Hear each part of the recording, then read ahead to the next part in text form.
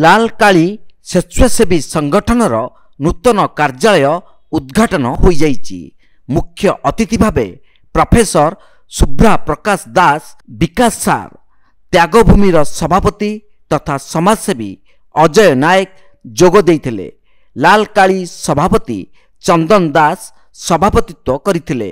ସମ୍ପାଦକ ଅରୁଣ ମହାନ୍ତି ବା ମିଲୁ ଭାଇ ସଂଗଠନ ବିବରଣୀ ପାଠ କରିଥିଲେ। ସଂଗଠନର ସମସ୍ତ ସଦସ୍ୟ ନିଜ ନିଜର ବକ୍ତବ୍ୟ ରଖିଥିଲେ। ଅରୁଣ ମହାନ୍ତି କହିଥିଲେ, ସଂଗଠନକୁ ଦୃଢ଼ କରିବା, ସମସ୍ତ କାର୍ଯ୍ୟକର୍ତ୍ତାକୁ ଏକଜୁଟ କରି ରଖିବା ତାଙ୍କର ମୁଖ୍ୟ ବାର୍ତ୍ତା ଅଟେ। ସଂଗଠନର ସମସ୍ତ ସଦସ୍ୟ ଉପସ୍ଥିତ ଥିଲେ। ଶେଷରେ ଅରୁଣ ମହାନ୍ତି ସମସ୍ତ ସଦସ୍ୟମାନଙ୍କୁ ଧନ୍ୟବାଦ ପ୍ରଦାନ କରିଥିଲେ।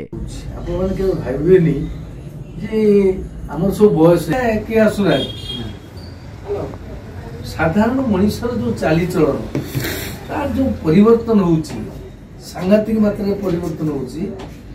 ସେଥିପାଇଁ ଲାଲକାଳିର କିଛି ଭୂମିକା ରହିବା ଆବଶ୍ୟକ। ଯେମିତି ଆପଣମାନେ କରୋନା ସମୟରେ ବସ୍ କୋଟି କିଛି ଖାଦ୍ୟ କିଛି ପରିସ୍ଥିତି ଉପୁଜିବନି କଥା ଭାବିବା, ଦେଖିବେ କିଛି ଦିନ ଭିତରେ ଗୋଟେ ଟର୍ନାଡୋ ଆସୁଛି। ଏମିତି ଗୋଟେ ଟର୍ନାଡୋ ଯେ ଭୟଙ୍କର ଟର୍ନାଡୋ।